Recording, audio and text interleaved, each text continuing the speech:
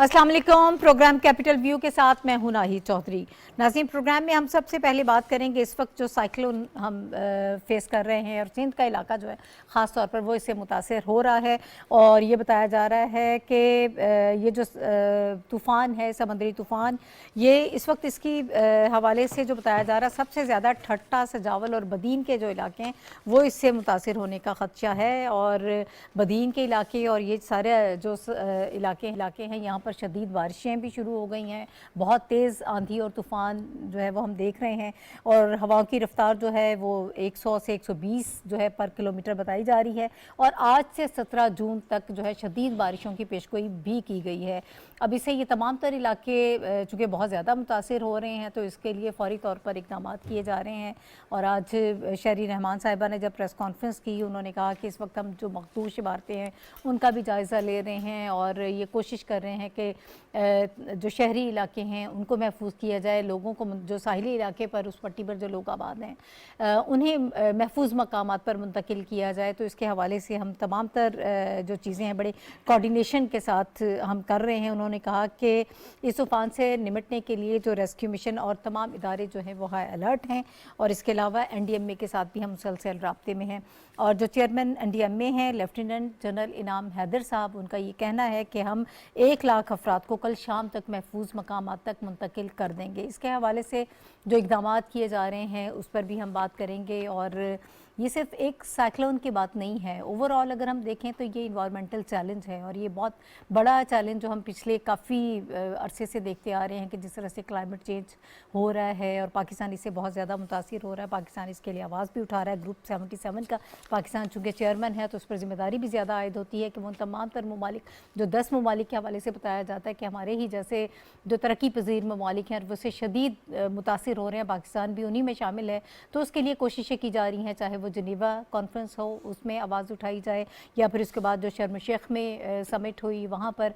और इस मरतबा जो हमने तब्दीली देखी पिछले पूरे साल में, जो हमने देखा कि हमेशा हम कॉम्पनसेशन की बात करते थे लेकिन अब क्लाइमेट जस्टिस की बात की जा रही है और इस चीज़ को, इस पाकिस्तान के इस आर्गूमेंट को बाय किया जा रहा है। इसके हवाले से इक़दाम इंटरनेशनल कम्युनिटी कर रही है, चूँकि इसमें हमारा कोई कंट्रीब्यूशन नहीं है लेकिन और ना ही हमने कोई फ़ायदा उठाया है, लेकिन इससे मुतासिर पाकिस्तान बहुत ज़्यादा हो रहा है और हमारे जैसे दीगर जो तरक्की पजीर ममालिक हैं वो भी इससे बहुत नुकसान उठा रहे हैं। अब इसके लिए क्या इक़दाम किए जा सकते हैं, क्या प्लान ऑफ एक्शन है? प्री मानसून का आगाज़ हो चुका है और पिछली मरतबा भी सैलाब में 30 अरब डॉलर से ज़ायद नुकसान हम भुगत चुके हैं। अब इस मरतबा क्या इक़दाम किए गए हैं और कैसी सिचुएशन हम फेस कर सकते हैं, इस पर हम बात करेंगे। और इस वक्त मुझे जो पैनलिस्ट ज्वाइन कर रहे हैं उनका मैं इंट्रोडक्शन आपसे करा देती हूँ। हाफिज़ साहब इस वक्त मेरे साथ स्टूडियोज़ में मौजूद हैं, सीनियर तजियाकार हैं, सीनियर सहाफ़ी हैं। बहुत शुक्रिया हाफिज़ साहब आपका सब प्रोग्राम में हमें वक्त देने के लिए। उनके साथ रशीद साफ़ी साहब तशरीफ़ फरमा हैं, साफ़ी साहब भी सीनियर तजियाकार हैं, सीनियर साफ़ी हैं। बहुत शुक्रिया साफ़ी साहब आपका भी।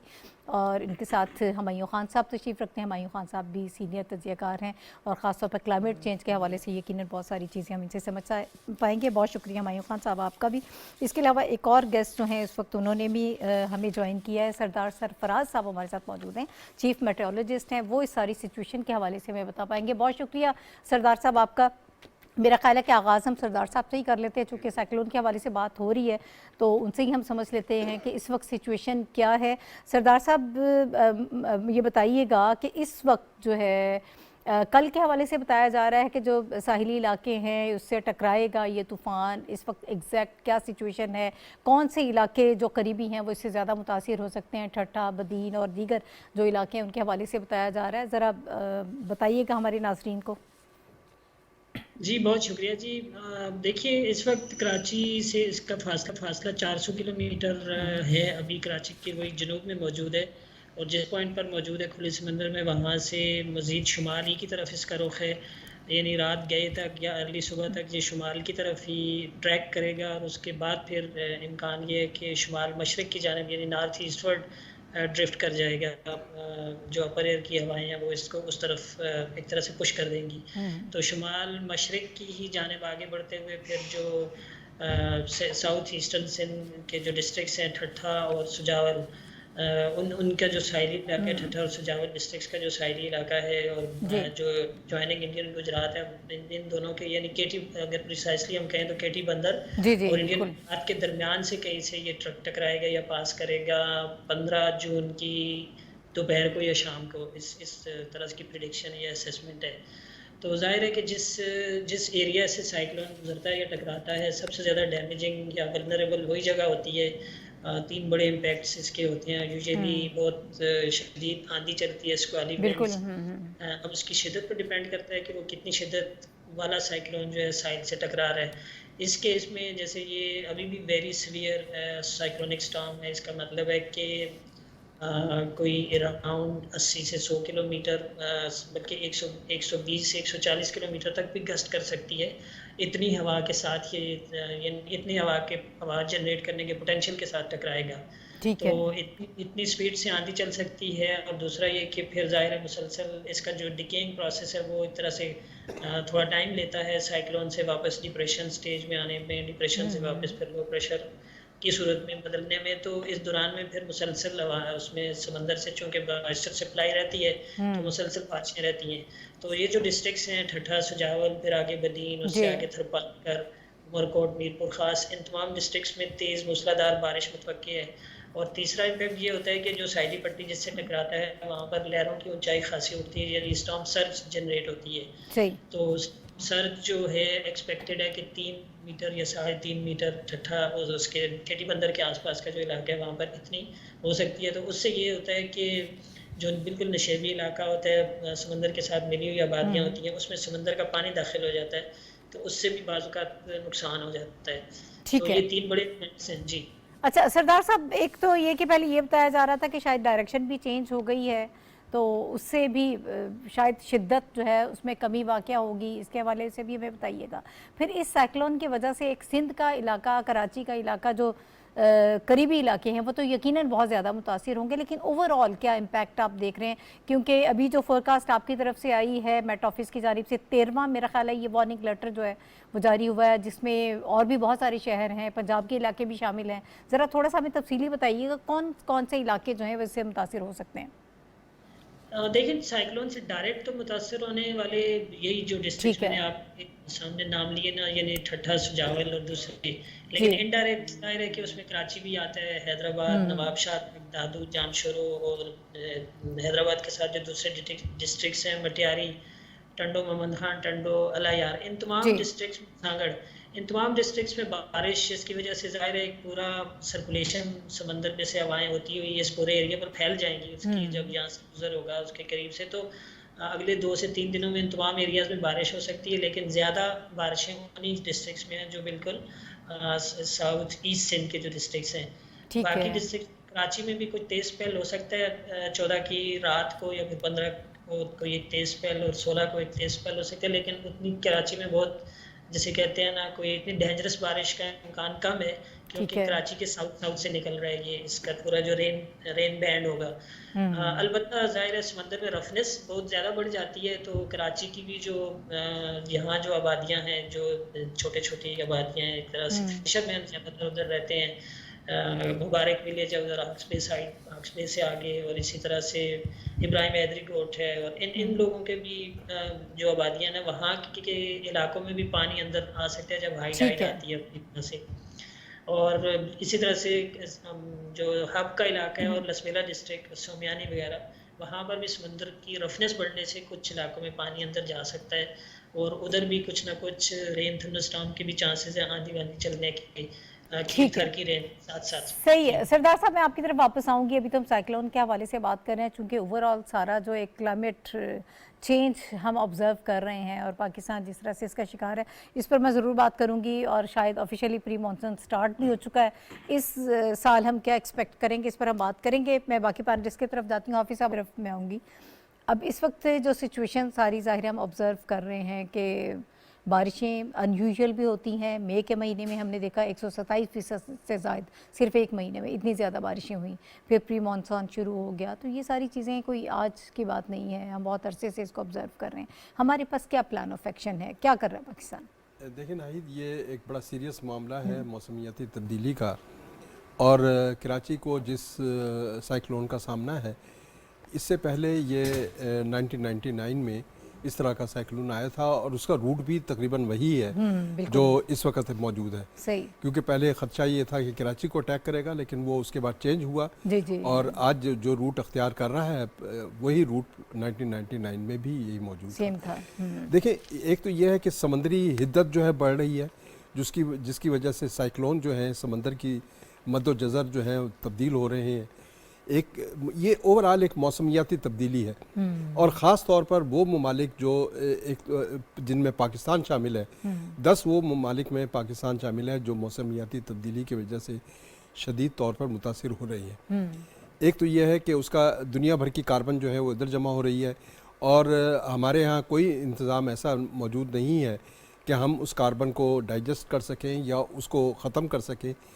एक तो ये देखें, ये आलमी मसला है और आलमी मसले के तौर पर जो तरक्की याफ्ता ममालिक हैं वो तो अपने यहाँ ऐसे मुआशरे तामीर कर लेते हैं, ऐसी जो है जदीद तरीन जो सहूलतें दे देते हैं जिसकी वजह से वहाँ मौसमियाती तब्दीलियों के असरात कम होते हैं। लेकिन पाकिस्तान में अभी वो देखें, हमारे अपने और मसाइल बहुत हैं। बिल्कुल। ग्लेशियर पिघल रहे हैं, ग्लेशियर पिघलने से सैलाब आ रहे हैं।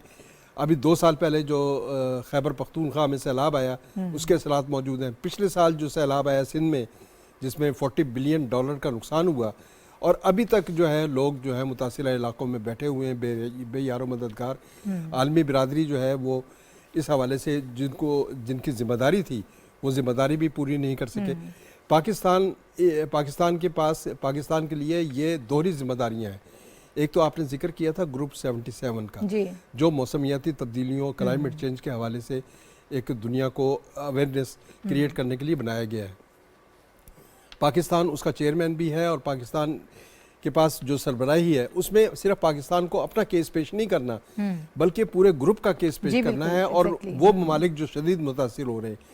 अब पाकिस्तान ने एक उसके लिए ये तजवीज़ पेश की है और बल्कि ये जिनेवा काउंसिल में भी पेश की थी कि एक फाइनेंशियल रिजीम जो है वो बनाई जाए और जिसमें एक फ़ंड जो है आलमी तौर पर कायम किया जाए ताकि जो शदीद तरीन मुतासिर ममालिक हैं वहाँ पर एनवायरनमेंट को चेंज किया जा सके।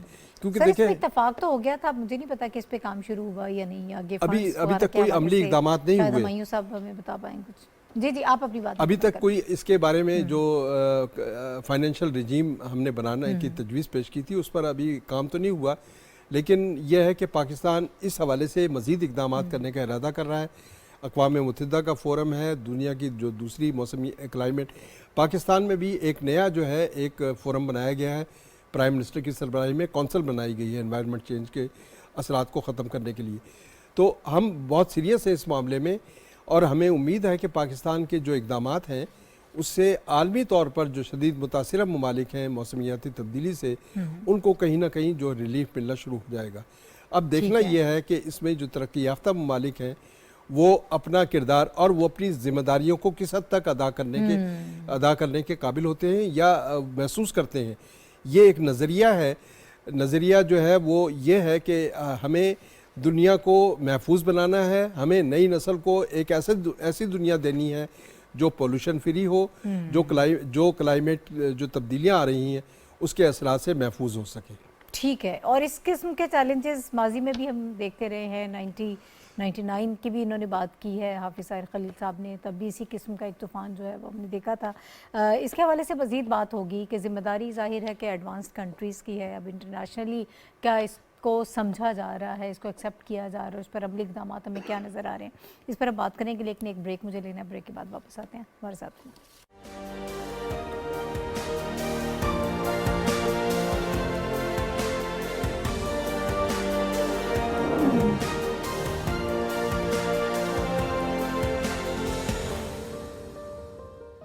Welcome back to the show. नाज़रीन, हम क्लाइमेट चेंज के हवाले से बात कर रहे हैं। इस वक्त पाकिस्तान क्या इक़दाम कर रहा है, क्या सिचुएशन है, हालात क्या हैं, चैलेंजेस क्या हैं और क्या किया जा सकता है, क्या प्लान ऑफ एक्शन हो सकता है इस हवाले से। साफ़ी साहब, मैं आपकी तरफ आऊँगी। एक तो ठीक है इंटरनेशनल कम्युनिटी को इंगेज करना और ये रियलाइज़ करवाना कि ज़िम्मेदारी उन पर आयद होती है और इसको एक्सेप्ट करें, और हमारे जैसे जो तरक्की पजीर ममालिक हैं उनके साथ जिस तरह से डील करना अपनी जगह एक बहुत इंपॉर्टेंट इशू है। लेकिन लोकल लेवल पर जो इक़दाम किए जा सकते हैं उसमें कोई तब्दीली आपको नज़र आई? पिछले साल भी अगस्त में हमने देखा कि सैलाब थे और فوری طور پر جو اقدامات کیے گئے بڑے اچھے طریقے سے نمٹ لیا گیا، اپنی مانسون کا آغاز ہو گیا ہے اور وہی اسی قسم کے حالات بننے جا رہے ہیں، تو کیا لگ رہا ہے آپ کو؟ نہیں، ایک تو آپ کو کریڈٹ جاتا ہے کہ اسی پروگرام میں ہم نے کئی مرتبہ کلائمیٹ چینج اور موسمیاتی تبدیلی پہ بہت سیر حاصل گفتگو کی. آج بھی آپ کے پینل میں بہت ہی فاضل انالسٹ اور تجزیہ کار اور ماہرین موجود ہیں. بدقسمتی سے ابھی تک ہم نے موسمیاتی تبدیلیوں کے نتیجے میں جو مسائل ہے اس کو حقیقی نہیں جانا ہے. اس کو ہم نے بہت ہلکا لیا ہے. دیکھیں باقی چیزیں تو چھوڑے، جو یہ اس وقت بحیرہ عرب میں یا جو بحیرہ ہند میں جو کچھ ہو رہا ہے وہ تو ایک نیچرل پروسیس ہے، اس پہ تو بعد میں بات کرتے ہیں. جو ہم خود اپنے ہاتھوں چلے، ہم انٹرنیشنل سطح پہ جو کاربن یا جو زہریلے مادوں کے جو جنریشن ہے اس میں نو ڈاؤٹ کہ پاکستان کا کردار نہ ہونے کے برابر ہے، لیکن اس کے باوجود متاثر تو ہم ہو رہے. وہ بھی ایک الگ مسئلہ ہے. اوزون میں کیا ہو رہا ہے وہ بھی ایک الگ مسئلہ ہے. جنگلات کٹ رہے ہیں وہ بھی ایک الگ مسئلہ ہے. گلیشیئر پٹ رہے ہیں، سائیکلون آ رہے ہیں، سمندر کی سطح بلند ہو رہی ہے. ہماری جو میدانی علاقے ہیں وہاں پہ جو ہے وہ نیچے جا رہے ہیں. وہاں پہ سیلاب کا جو پانی کڑا ہونے کا جو ایک مسئلہ ہے وہ اپنی جگہ پہ ہے. لیکن جو بین الاقوامی برادری کو بھی فی الحال ہم ایک سائڈ پہ رکھتے ہیں اور بین الاقوامی کلائمیٹ چینج کو بھی ایک سائڈ پہ رکھتے ہیں. میں ایک چھوٹی سی ایگزامپل دینا چاہتا ہوں. یہ پلاسٹک کے شاپنگ بیگ جو ہے یہ تو ہماری اپنے ہاتھ کی بنائی ہوئی ایک چیز ہے. اس کو تو کم از کم ہم اپنے لیول پہ کنٹرول کر سکتے ہیں. بالکل اس کے لیے دیکھیں ماضی میں کئی کوششیں کی گئی. اس حکومت نے بھی کہا ہے کہ پلاسٹک اور اس سے پیدا ہونے والی کثافتوں اور اس سے آلودگی کو روکنے کے لیے ہم نے یہ اقدامات کرنے ہیں. لیکن بدقسمتی سے بصیرت قوم جو ہے ہم اس کو مسئلہ ہی نہیں سمجھ رہے ہیں. حکومت کیا کرے؟ حکومت نے جو کچھ کرنا تھا کوپ 27 میں گئے ایجپٹ میں، مسئلے کو اجاگر کیا. شیر رحمان نے کوششیں کی، بلاول بھٹو نے کوشش کی، وزیر اعظم نے خود جا کے کوششیں کی. اناؤنسمنٹ بین الاقوامی دنیا سے کروائی. اس میں سے پیسے مجھے اندازہ نہیں ہے، یہ وزارت خزانہ ہی بتا سکتا ہے کہ اس میں کتنے پیسے ابھی تک پاکستان کو ملے. لیکن غالب امکان یہی ہے کہ وہ اعلانات ہی ہے. ابھی تک وہ پیسے ہمیں منتقل نہیں ہوئے ہیں. ایک تو دنیا کے عالمی سطح پہ جو اس مسئلے کو سنجیدہ نہیں لیا جا رہا ہے وہ اپنی جگہ پہ ایک مسئلہ، لیکن جو معاشرتی سطح پہ ہم اس مسئلے کو مسئلہ نہیں سمجھ رہے ہیں وہ ہماری تباہی اور بربادی کا سبب بن رہا ہے. آپ جانتی ہے کہ کچھ دن پہلے اسی قسم کے سائیکلون اور ٹائفون جو آیا جو جنوبی اضلاع خیبر پختونخوا میں، اس میں تباہی مچا دی. 30-35 لوگوں کی شہادتیں ہوئی. ہزاروں میل پہ پھیلے ہوئے فصلیں تباہ ہوئی، سڑکیں تباہ ہوئے، درخت جو ہے جڑ سے اکڑ گئے، جانور مویشی جو ہے اس میں کام آئے. ہم اس سے سبق ہم نے نہیں سیکھا. اب بھی فوج کے ادارے جو ہے، ریگولر فوج بھی، بحریہ بھی، وہ اپنے طور پہ بھرپور کوششوں میں لگی ہوئی ہے کہ لوگوں میں اویئرنس میں پیدا کی. اب دیکھیں ساحلی پٹیوں سے لوگوں کا انخلاء میں دشواریاں ہے. لوگ وہاں سے جانے ہی نہیں چاہتے. وہاں پہ اس بات کو کبھی کہا جا رہا ہے کہ یہ جو ہے رخ تبدیل ہو گیا ہے. حفاظتی اقدامات ہم نہیں، آپ آفت کو تو نہیں روک سکتے. اگر قدرتی آفت ہے، قدرتی کلائمیٹی ہے، اس نے تو آنا ہی آنا ہے. آپ صرف اتنا کر سکتے ہیں کہ آپ حفاظتی اقدامات کر سکتے ہیں.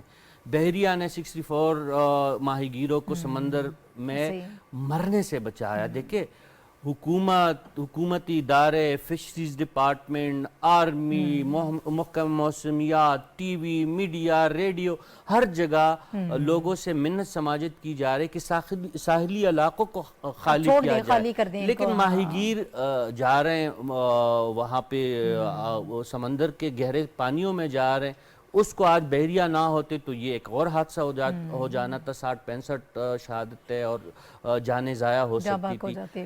یہ جو ہمارا جو ایک رویہ ہے، ہمارا جو برتاؤ ہے کہ ایک تو ہم بات نہیں مانتے اور دوسرا موسمیات کے مسئلے کو مسئلہ نہیں سمجھتے. جب تک ہم بحیثیت قوم پہلے تو ہم نے اپنے اندر رہتے ہوئے اپنے جو ہمارا جغرافیہ ہے پاکستان کا، اس کے اندر ہم نے اس مسئلے کو مسئلہ سمجھنا ہے.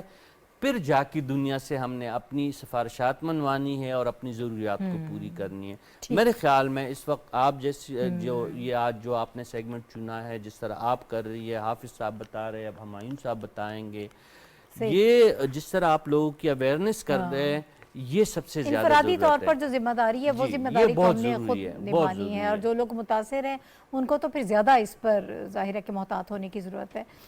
میں آپ کی طرف آؤں گی ہمایوں صاحب، ذرا جو ہم انٹرنیشنلی جو ساری بات کر رہے تھے، یہ ساری وجوہات جن کی وجہ سے یہ سارے مسائل اس وقت ہم فیس کر رہے ہیں، اور اس سے پہلے جو اعلانات ہوئے، جیسے صافی صاحب نے کہا کہ شاید اس پر لگ نہیں رہا کہ کوئی بھی پیسہ آیا ہو کچھ، اور جو فائنینشیل ایک جو پیکج کے حوالے سے بھی بات ہو رہی تھی، ہم کلائمیٹ جسٹس کی بات کر رہے تھے، کچھ اس میں ڈیولپمنٹ ہوئی، آگے بڑھے ہم؟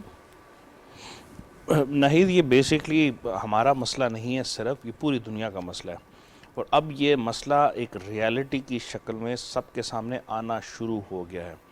دنیا کے اندر 2 بڑے مستند ادارے ہیں جو اس کے اوپر پچھلے 15-20 سال سے ایک ریسرچ کر رہے ہیں. جرمن واچ، جس کا میں اکثر آپ کے پروگرام میں ذکر کرتا ہوں، اور نوٹر ڈیم یونیورسٹی جو UK کے اندر ہے، ان کا ایک گلوبل اڈیپٹیشن انیشیٹو ہے. اس کے اندر جو کہ 45 سے زیادہ کچھ انڈیکیٹرز ہیں جو ولنریبلٹیز کو مختلف ممالک اور پرٹیکولرلی گلوبل ساؤتھ کی وہ دیکھتے ہیں. 180 ممالک ایک انیشیٹو کا حصہ ہیں اور 190 کے قریب دوسرے میں ہیں. اس میں بتایا جاتا ہے کہ پاکستان دنیا کے ان 10 ایسے ممالک میں ہیں جہاں پہ پچھلے 20 سالوں میں اتنے بڑے جو ہے کلائمیٹ سے ریلیٹڈ جو ہے کیٹاسٹروفیز اور اس کے جو افیکٹ ہیں، جس میں زلزلے بھی آ رہے ہیں، جس میں ہیٹ ویوز آ رہی ہیں، جس میں سائیکلونز آ رہے ہیں، جس میں اور بہت ساری ایسی چیزیں ہیں. یہ ابھی جو جس کا آپ آج ہم ذکر کر رہے ہیں، سائیکلون کا، بیپرجوائے کا، یہ شاید اگلے 1 آدھ دن میں گجرات کی اسٹیٹ کو ہٹ کرے، لیکن اس کے جو ایسوسیٹڈ ایفیکٹس ہیں وہ ہمارے سندھ کے اور بلوچستان کی جگہوں پہ جو ہیں وہ آنا شروع ہو جائیں گے. بارشیں ہوں گی، تیز ہوائیں آئیں گی. اس چیز سے قطع نظر اس کو آپ اب ایسوسیٹ کریں، کلائمیٹ چینج ایک ریالٹی ہے. اب آپ پاکستان کی آبادی کو صرف دیکھ لیں، 230 سے لے کے 240 ملین کے مختلف ایسٹیمیٹ ہیں.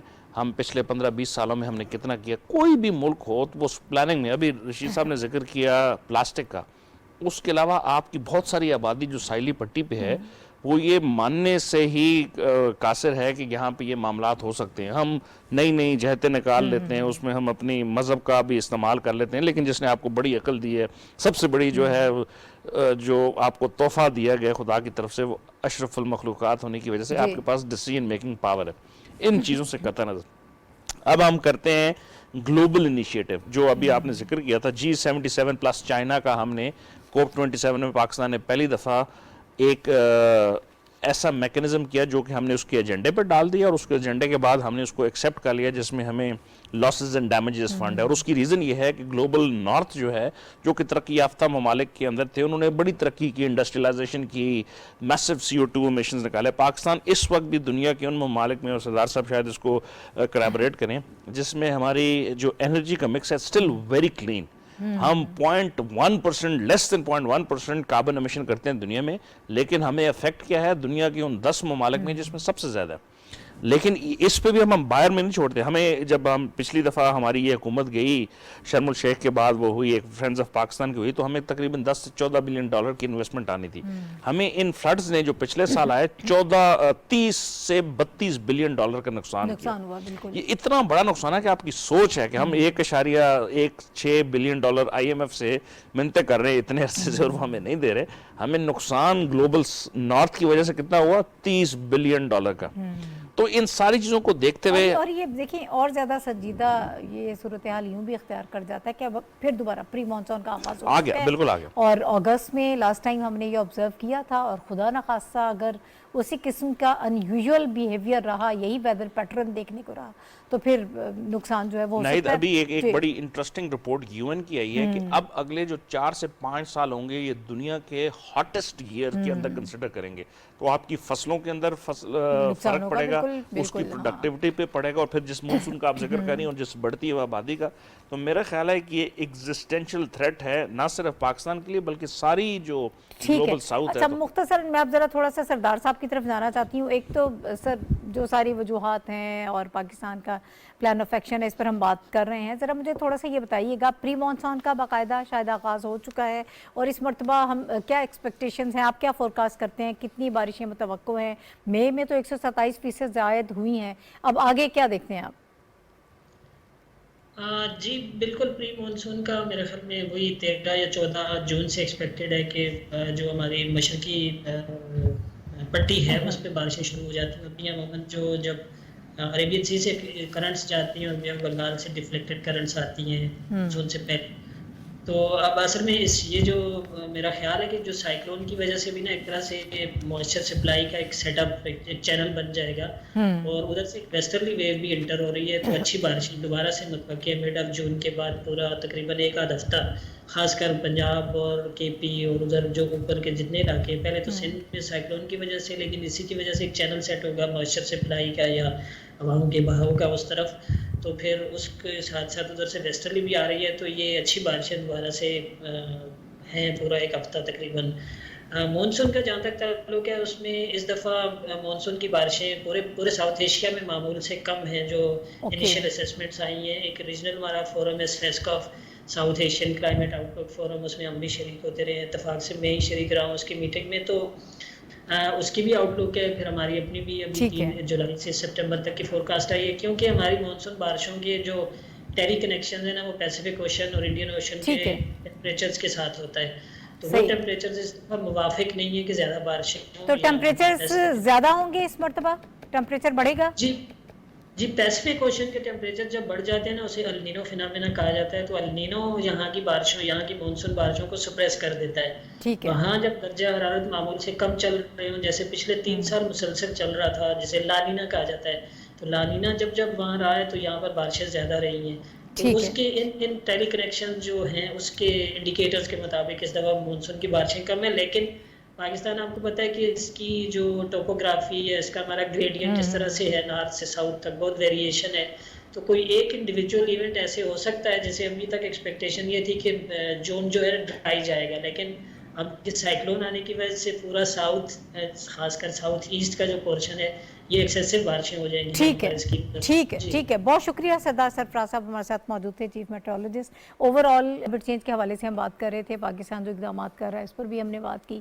ویدر پیٹرن چینج ہو رہا ہے اور ہر مرتبہ ان یوزول قسم کی یہ چیزیں جو ہیں وہ آبزرو کرتے ہیں. اس کے لیے یقیناً بہت زیادہ اقدامات کرنے کی ضرورت ہے اور اس پر بار بار بات کرنے کی بھی ضرورت ہے. یقیناً ہم اس ٹاپک پر بار بار بات کریں کہ ابھی تھوڑا سا آگے بڑھتے ہیں اور ملک میں اس وقت جو معیشت کے اور سیاسی حالات ہیں، اس میں کیسے استحکام آ سکتا ہے، اس کے حوالے سے ہم اس وقت گفتگو کریں گے.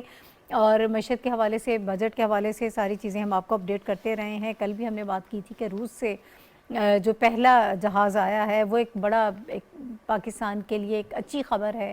اور کل جو نیشنل ڈے تھا روشیا کا، اس میں بھی جو ان کے وزیر خارجہ ہیں ان کی طرف سے ایک بڑا پازیٹیو سٹیٹمنٹ پاکستان کے لیے آیا تھا. اور آج کے دن دونوں وزرائے خارجہ جو ہیں ان کے درمیان ان پیغامات کا، جو خیر سگالی کے پیغامات ہیں ان کا پیغامات کا باقاعدہ تبادلہ بھی ہوا ہے. اور پاکستان اور ایشیا کے درمیان ہم یہ سمجھتے ہیں کہ اب جو بائیلیٹرل ٹریڈ ہم دیکھ رہے ہیں، اس سے ایک نئے دور کا آغاز ہوگا، ایک نئے دور کا باب جو ہے وہ ایڈ ہوگا. بہرحال خبر یہ ہے کہ 1 لاکھ ٹن تیل جو ہے وہ آ چکا ہے اور مزید 50,000 ٹن جو تیل ہے وہ اسی مہینے، اسی ہفتے بلکہ ایکسپیکٹڈ ہے کہ آ جائے گا. اس سے ہماری معیشت کو کسی نہ کسی حد تک اوور آل تو سہارا ملے گا، لیکن ایک عام آدمی کو اس سے بہت فائدہ ہوگا چونکہ قیمتیں کم ہوں گی. تو اس کے حوالے سے آج مصدق ملک صاحب نے اس پر ایک پریس کانفرنس کی، انہوں نے بریف کی اس وقت ساری جو سچویشن ہے. تو پولیٹیکلی بھی انہوں نے کہا کہ بہت سارے سوالات مجھ سے کیے جاتے تھے، کبھی یہ معاہدہ ہوگا یا نہیں ہوگا، پھر جہاز ہے وہ کب آئے گا اور آگے کے معاملات کیسے چلیں گے. لیکن انہوں نے کہا کہ تمام تر جماعتوں کو مل کر اب عوام کو مبارکباد دینی چاہیے کہ یہ عوام کے حق میں ایک اچھا کام جو ہے وہ ہو چکا ہے. حافظ صاحب، سر میں آپ کی طرف آؤں گی. کیا ایسے ایک مرحلے پر یہ کام ہوا ہے روس کے ساتھ تجارت کا کہ جب پاکستان جو ہے وہ معاشی طور پر شدید دباؤ کا شکار ہے، پاکستانی معیشت جو ہے اس کو مختلف چیلنجز کا سامنا ہے، اور خاص طور پر ادائیگیوں کا توازن اور ہمارے فارن ایکسچینج ریزروز میں کمی، یہ 2 ایسے مسائل ہیں جن کی وجہ سے پاکستانی معیشت جو ہے مسلسل جو ہے وہ پریشر میں آ رہی ہے. تو اب یہ جو پاکستان کی گورنمنٹ نے اور پاکستان کے فیصلہ سازوں نے یہ جو فیصلہ کیا روس سے تیل منگوانے کا، اس کے بڑا ایک دور رس امپیکٹ نظر آ رہا ہے۔ یہ ایک ایسا فیصلہ ہے کہ دو ملکوں کے درمیان تعلقات کا، لیکن اس کا امپیکٹ جو ہے وہ یہ ہوگا، دیکھیں نہ صرف یہ کہ پاکستان اور روس کے درمیان جیسا کہ آپ نے کہا کہ تعلقات کا ایک نیا باب کھلا ہے، بلکہ ہم ایک ایسے سبق کی طرف جا رہے ہیں جو پاکستان کی خارجہ پالیسی میں ایک نہایت اہمیت بھی اختیار کر رہا ہے، کہ پاکستان جو ہے نئے ایونیوز تلاش کر رہا ہے، نئی راہیں تلاش کر رہا ہے، اور اس کے نتیجے میں جو بھی کام ہو رہے ہیں اس کا امپیکٹ ہونا چاہیے غریب عوام پر۔ صحیح، کیونکہ دیکھیں اب روس کا تیل جو آیا ہے اس میں یہ بتایا گیا گورنمنٹ کی طرف سے کہ یہ نسبتاً کم نرخوں پر ہے جو ہم عرب ممالک سے یا دنیا کے دیگر ممالک سے حاصل کرتے ہیں۔ اس میں اگر ہمیں 10-20% کی کمی ملتی ہے تو اس کمی کا امپیکٹ غریب عوام پر پڑنا چاہیے، اور یہی گورنمنٹ نے آج مصدق ملک بھی یہ کہہ رہے تھے کہ اس کا امپیکٹ جو ہے غریب عوام پر پڑے گا، اور اس کے نتیجے میں جب اگر تیل کی قیمتیں کم ہوتی ہیں جو جولائی میں ایکسپیکٹڈ ہے تو اس سے فائدہ جو ہے غریب لوگوں کو پہنچے ٹھیک ہے۔ گا۔ جو وزیر اعظم صاحب یہ کہتے ہیں کہ آئندہ جو مالی سال ہے اس سے پاکستان کے عوام کی آمدن بڑھے گی، اور یہ سارے جو اقدامات کیے جا رہے ہیں، تو اس سے آپ کو یہ لگتا ہے کہ دیکھیں اس کا یہ ڈیبیٹ اس پہ نیشنل اسمبلی میں بڑی ڈیٹیل ڈیبیٹ ہو رہی ہے، سینٹ میں بھی چل رہی ہے، اس معاملے پر بجٹ کے مختلف امپیکٹس پر بات ہو رہی ہے اور اس کے مختلف پہلوؤں پر۔ اس میں جو تجاویز بھی سامنے آ رہی ہیں، ایم این ایس بھی یہ بات کہہ رہے ہیں کہ اگر آئی ایم ایف جو ہے وہ ہمارے ساتھ چلنے کے لیے تیار نہیں، جیسے کہ ہمارے فائنانس منسٹر نے کہا کہ پاکستان آئی ایم ایف کا ممبر ہے، ہم کوئی بھیک نہیں مانگ رہے، یہ ہمارا حق ہے کہ اگر ہم اقتصادی دباؤ کا شکار ہیں تو ہم آئی ایم ایف سے امداد لیں، اور اگر وہ دینے سے گریزاں ہے تو پھر ہمیں خود انحصاری کی طرف بڑھنا چاہیے، اپنے وسائل پر بھروسہ کرنا چاہیے۔ میرا خیال ہے کہ اب حکومت بھی اس جانب لیکن دیکھ اب رہی ہے۔ یہ جس طرح سے ہم ٹریڈ کر رہے ہیں، صافی صاحب میں آپ کی طرف آؤں گی، پہلے ایک جماعت جو ہے انہوں نے بہت دعوے کی کہ شاید ان کو ہٹانے کا سبب ہی یہ تھا کہ وہ رشیا کا انہوں نے وزٹ کیا، وہ سستا تیل وہاں سے خرید رہے تھے، سستی گندم خرید رہے تھے۔ آج مصدق ملک صاحب نے کہا کہ ایسا کچھ بھی نہیں تھا، ہم نے اس کو چیک کیا کہ شاید واقعی کوئی معاہدہ ان کا ہونے جا رہا ہو، لیکن ایسا کچھ بھی نہیں ہوا۔ لیکن اب حکومت نے یہ اقدامات کر لیے ہیں، اب ایک پریکٹیکل اپروچ ہمیں نظر آ رہی ہے۔ پلس ایک اور چیز اس میں ایڈ کروں جو آج انہوں نے بات کی کہ اب یہ کہا جا رہا ہے کہ شاید جہاں سے جو چیز ہم منگوا رہے ہیں ہم اس بلاک میں شامل ہو گئے ہیں، تو اس پہ بھی بڑی سیاست کی جا رہی ہے۔ تو ہم کسی بلاک میں شامل نہیں ہیں، ہم اپنی معیشت کی بہتری چاہتے ہیں، اور جہاں سے ہم تجارت کر سکتے ہیں ہم ضرور کریں گے۔ دیکھیے جو بلاکس کی بات ہو رہی ہے وہ اپنی جگہ پہ بین الاقوامی میڈیا کے لیے اہمیت کا حامل ہے، لیکن ہر ریاست کو حق حاصل ہے کہ وہ اپنے مفاد کو مد نظر رکھتے ہوئے فیصلہ کرے۔ بالکل، آپ کچھ بھی کریں، اپنے پڑوسیوں کو، اپنے نزدیکی ممالک کے جغرافیہ کو تبدیل نہیں کر سکتے۔ ہماری ترجیح یہی ہونی چاہیے جو پاکستانی عوام اور پاکستانی ریاست کے مفاد میں ہو۔ اس وقت اگر دنیا بھر میں اگر آپ مڈل ایسٹ کی ہم بات کریں، اوپیک ممالک کی بات کریں، یا کسی اور امریکی آئل کی بات کریں، ہر جگہ سے سب سے سستا تیل جو ہمیں دستیاب تھا وہ روس سے دستیاب تھا، اور اس پہ پاکستان نے ایک مؤثر سفارتکاری کے ذریعے نہ صرف پہلے روس کو اعتماد میں لیا، چین پاکستان کے ساتھ ہمیشہ کی طرح اس مسئلے میں بھی بالکل صف اول میں کھڑا ہے، اور آپ نے مسعود احمد خان جو پاکستانی سفیر امریکہ میں، ان کا بیان بھی شاید آپ کی نظر سے گزرا ہوگا کہ امریکہ کو بھی اس سودے پہ کوئی خاص اعتراض نہیں ہے، اگر ہوگا بھی تو پاکستان کے پاس گڈ ریزنز ہے۔ یہ بات تو میرے خیال میں طے ہونی چاہیے کہ ریاستیں جو ہے وہ کسی کے کہنے پہ اپنی ریاستی پالیسیوں کو اور اپنے مفادات کو تبدیل نہیں کرتے، بلکہ اپنے مفاد اور اپنی سہولت کو مد نظر رکھتے ہوئے دنیا کے ساتھ تجارتی اور سفارتی تعلقات کو کرتی ہے۔ پاکستان نے بھی وہی کیا، دیر آئے درست آئے۔ پچھلی حکومت کی میں بات ہی نہیں کروں گا، اگر ان سے ہونا تھا تو جس دن یوکرین جنگ کا آغاز ہو رہا تھا تو ہمارا ایک لیڈر ماسکو میں موجود تھے، اور عالمی دنیا نے اس سے جو میسج لیا اس کو میرے خیال میں دہرانے کی ضرورت نہیں ہے۔ شہباز شریف صاحب کی قیادت میں حکومت نے چپ کر کے، ہمیں پتہ بھی نہیں تھا کہ آج کارگو پہنچے گا، کل پہنچے گا، لیکن اب اس جو 2 دن پہلے کارگو لنگر انداز کراچی کے بندرگاہ پہ ہوا ہے، اس سے جو خام تیل ہے اس کی سپلائی جو ہے وہ ریفائنریز کو شروع ہو چکی ہے، اور دوسرا جہاز جو ہے عمان سے آنے والا ہے۔ تو یہ عملی چیزیں تھی، وہ سیاسی بیانات تھے کہ ہم تیل خرید رہے تھے تو اس لیے ہماری حکومت ختم کی گئی، ہم گندم روسی خرید رہے تھے تو اس لیے ہماری حکومت کی۔ ارے بھائی، اگر تیل اور گندم کی خریداری پہ آپ کی حکومت امریکہ نے ختم کر دینی تھی تو ترکی کی کیوں نہ ختم کی؟ ایران جو ان کا بہت پرانا دشمن ہے، ایران کے ساتھ ان کے تعلقات مزید کیوں نہ خراب ہوئے؟ چین جو علی اعلان جو ہے خریداری کر رہا ہے اور تجارتی تعلقات روس کے ساتھ ان کے قائم ہے، چین کے خلاف اسٹیٹ ڈپارٹمنٹ کا بیان کیوں نہیں آیا؟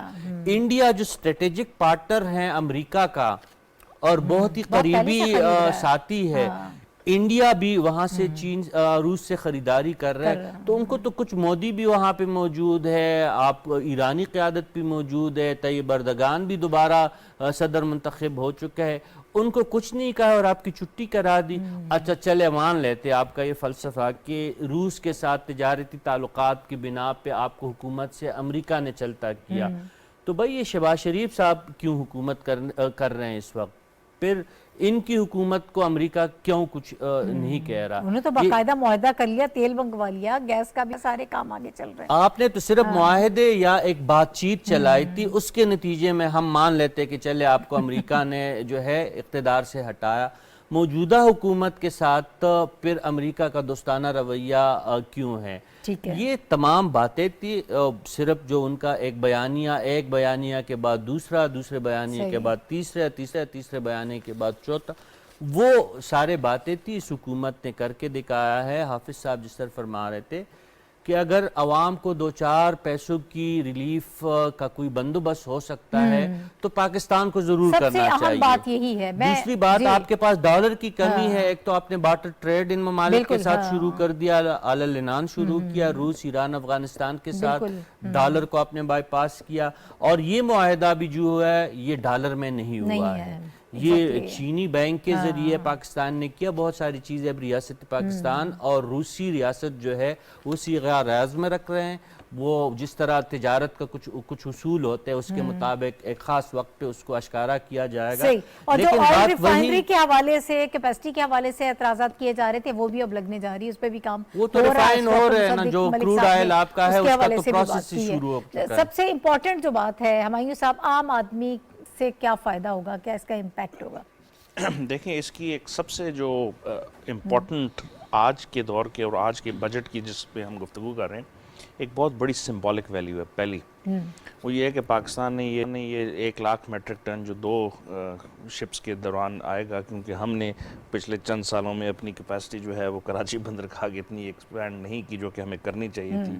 میں پریویس گورنمنٹس کی جو ہے اس کی جو ہے نالائکی کا ذکر کروں گا، اور میں اکثر کرتا ہوں یہ نالائکی ہے، یہ باقی چیزیں تو وہ جو ہے اینٹی کرپشن کے ادارے جو ہے وہ کریں گے، یہ نالائکی ہے کہ ویژن نہیں ہے، اس کو چھوڑ دیں۔ اب اس وقت جو ہے یہ ایک تازہ ہوا کا جھونکا آپ کو آیا ہے۔ ابھی سمبولکلی میں بات کر رہا ہوں کہ اس وقت دنیا میں جو سپلائی چین ڈسرپشن ہوئی، انفلیشن کے معاملات ہیں، تو اس میں آپ کو ابھی تک کی جو ہماری اطلاعات ہیں کہ یہ ایک ٹیسٹ کیس کے طور پہ یہ منگوایا گیا، اور اس کے بعد جب ریفائنریز میں یہ نکل کے آئے گا تو، اور اس کے بعد ہمارا جو لانگ ٹرم منصوبہ ہے وہ یہ ہے کہ ہم 20 سے 25% اپنی ضروریات کا جو تیل اور گیس جو ہے وہ ہم روس سے خریدیں گے۔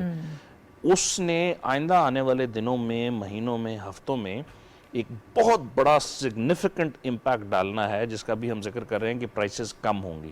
انٹرنیشنلی پرائسز ابھی بھی اوپر ہیں، لیکن اگر ہم اس چیز پہ کامیاب ہو جاتے ہیں، جو کہ ایک لانگ ٹرم منصوبہ مصدق ملک صاحب نے کیا، اسحاق ڈار صاحب نے، فارن منسٹر نے، گورنمنٹ نے، تو یہ it's a very huge success for Pakistan. پھر جو ابھی رشید صاحب نے ذکر کیا، اور شاید ہم اس کے اوپر بہت زیادہ ڈیولج نہیں کر سکتے، جو یہ ڈی ڈالرائزیشن ہو رہی ہے دنیا کے اندر، اس کا بھی ہمیں ایک بہت بڑا امپیکٹ پڑے گا، کیونکہ ہمارا جو ہے تجارت کا جو حجم ہے اور اس میں جو خسارہ ہے وہ ڈالر کی وجہ سے۔ دیکھیں یہ جو ایک سودا ڈالر کے بغیر ہوا، ایکسپورٹ بل سب سے بڑا ہم پیٹرولیم کی مد میں ادا کرتے، آج 7 روپے ڈالر اوپن مارکیٹ میں اس کی قیمت کم ہوئی ہے ایک سودے کے نتیجے تو میں. میری ذاتی رائے میں انشاءاللہ آئندہ آنے والے آپ ہفتوں میں یا مہینوں میں دیکھیں گے کہ بہت بڑی بہتری آئے گی. یہ پہلا سٹیپ ہے جو ہم نے لے لیا. اب آئندہ آنے والے دنوں میں نہ صرف یہاں سے، قطر سے، سعودی عربیہ سے، چائنا کے ساتھ آپ کے جو فرینڈلی کنٹریز ہیں، ایک بڑا کمپریہنسو پلان تیار ہو چکا ہے. تو عام عوام کو جو آپ کا سوال تھا وہ ریلیف ملے گا. وہ آپ جولائی اگست انشاءاللہ وہ اس سپٹمبر میں، کے اندر آپ دیکھیں گے کہ بہت سگنیفیکنٹ ریڈکشن ہوگی انفلیشن کے اندر بھی، ویلیو چین ایڈیشن جو ہماری ڈسرپٹ ہوئی تھی اس کے اندر بھی، اور یہ جو ڈی ڈالرائزیشن کا کانسیپٹ دنیا میں چل رہا ہے اس کے اندر بھی پاکستانی عوام کو فائدہ ملے گا.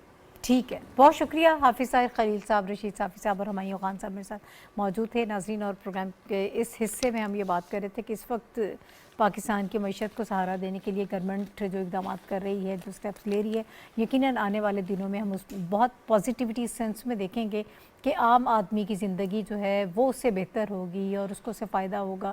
اگر پیٹرول کی قیمتیں کم ہوتی ہیں، گیس آپ کو سستی ملتی ہے، تو پھر یقیناً باقی بھی ساری چیزیں چونکہ اس سے انٹر لنکڈ ہوتی ہیں، تو پھر خاصا فائدہ ہم اسے دیکھ سکتے ہیں آنے والے دنوں میں. آج کا پروگرام کا وقت ختم ہو گیا. نائی چودھری کو اجازت دیجیے، کل دوبارہ ملاقات ہوگی. اللہ حافظ.